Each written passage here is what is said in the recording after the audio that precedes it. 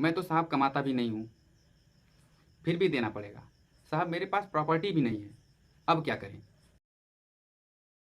नमस्कार दोस्तों। दोस्तों मेरे पास एक पीड़ित पत्नी मिलने आई थी। उन्होंने मुझे अपनी समस्या बताई कि मैंने अपने पति के खिलाफ खर्चे का केस फाइल किया था। लगभग 2 साल से अधिक हो चुका है। इंटरिम कोर्ट ने आदेश कर दिया है, लेकिन अब तक मुझे मेरे पति ने एक बार भी पैसा नहीं दिया। तो ऐसी स्थिति के अंदर मुझे क्या करना चाहिए?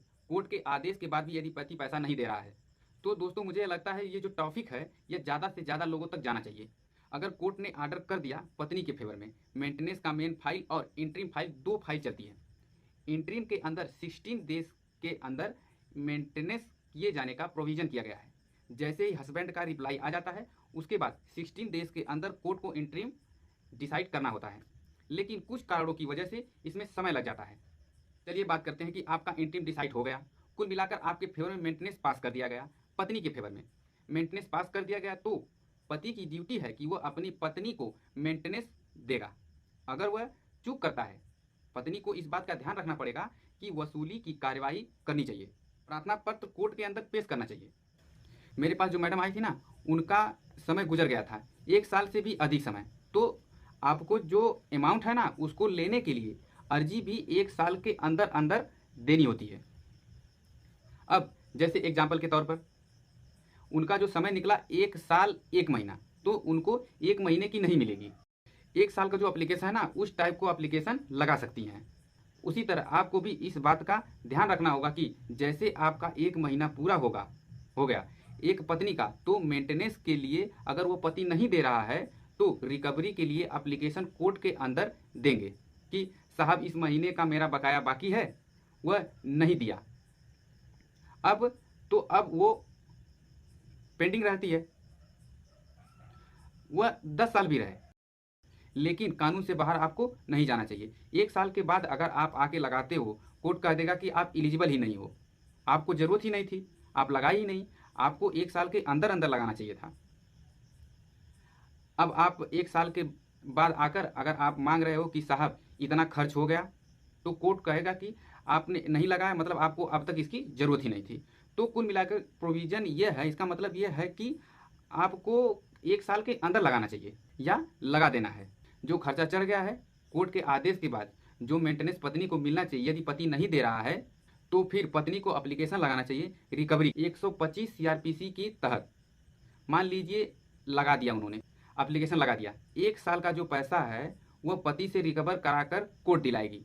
आपका पति कोर्ट में आ रहा है, तो ये ले भाई प्रार्थना पत्र रिकवरी का मैडम ने लगाया है, यह पत्र रिसीव कर और पेमेंट कर देगा।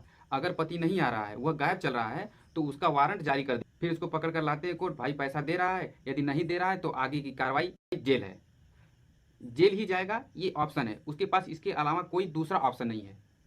1 महीने की सजा हो सकती है उस व्यक्ति को जो पैसा नहीं दे रहा है। अब मान लीजिए ये कहता है कि मैं 1 साल के पैसे से बच जाऊंगा 1 महीने के लिए एक बार जेल जाकर। वो 1 महीने के लिए जेल गया, सजा काटी, वापस आ गया, तो क्या उसका पैसा बच गया? तब उस पत्नी को कुर्की के लिए उसकी जो संपत्ति है उसको कुर्क करवा कर उसका जो पैसा था 1 साल का, वह लेने के लिए अलग से आवेदन करना पड़ेगा। कुर्की का संपत्ति को नीलाम कराकर आपको जो कोर्ट है वो पैसा दिलाएगी। लेकिन ये ड्यूटी आपकी होगी कि आप यह बताएंगी, आपको यह बताना होगा कि भाई जो आपके पति की संपत्ति है वह फला फला जगह है, फला फला संख्या से है, फला फला नंबर से है, उस संपत्ति की डिटेल आपको देना है। आप प्रूफ आप देंगी, कोर्ट संपत्ति को बेचकर भी आपका भरण पोषण दिला सकती है। अगर आपका बकाया चल रहा है, बंदा जेल भी जाकर आ गया, उसके बावजूद भी नहीं दे रहा है, तो ऐसी स्थिति के अंदर कुर्की की कार्रवाई कर सकते हैं। लेकिन कुछ लोग ऐसे होते हैं कि साहब मैं तो कमाता ही नहीं हूँ, फिर भी देना पड़ेगा, कि साहब मेरे पास तो प्रॉपर्टी भी नहीं है, तब क्या करें? तो ऐसी स्थिति के अंदर वो जेल गया, उसके बाद वह बाहर आ गया, 1 साल का पैसा था, पत्नी ने डिले किया, 1 साल के बाद पूरे 1 साल में एक बार लगाया उसने, 1 साल का पूरा एक बार में मांग लिया, तो अब 5,000 के हिसाब से आप जोड़ लीजिए कि 1 साल का कितना हुआ। एक साथ ही मांग लिया उन्होंने पूरी राशि, अब वो जेल भी जाकर आ गया 1 महीने के लिए। अब कुर्की की कार्रवाई करे तो उसके पास संपत्ति भी नहीं है, अब क्या होगा भाई? संपत्ति भी नहीं है, तो कोर्ट क्या कर सकती है, दोबारा जेल भी नहीं भेज सकती। जेल तो जा करके आ गया है, अब तो जो नया है वो उस पर चल रहा है ना, वह ले सकते हो आप। तो यहाँ आपको अक्लमंदी करनी होगी। एक पत्नी को जैसे ही 1 महीना पूरा हुआ, ये रिकवरी का एप्लीकेशन, जैसे ही दूसरा महीना पूरा हुआ, ये रिकवरी का एप्लीकेशन, हर महीने के बाद एप्लीकेशन लगाते जाओ। इससे क्या होगा कि वह व्यक्ति हर एप्लीकेशन के लिए लाइबल है, हर एक एप्लीकेशन पर जेल जाएगा, जेल जा भी सकता है अगर पैसा नहीं दे रहा है। तो अगर आपने पूरे 1 साल की एक बार लगा दिया तो महीने में जेल गया पूरे 1 महीने के लिए, फिर उसके बाद मस्त राजा, उसके बाद उसको जेल ही नहीं जाना है। लेकिन हर महीने लगा देंगे आप रिकवरी का तो दे या फिर जेल जाए। बाहर आते ही फिर ये दूसरी एप्लीकेशन देते हैं, तो देता है तो ठीक, नहीं देगा तो फिर जेल। तो इस तरीके से बच नहीं सकते आप। अगर पत्नी को अनेबल टू अर्न आदेश कर दिया कोर्ट ने उसके फेवर में, तो आपको मेंटेनेंस देना ही पड़ेगा।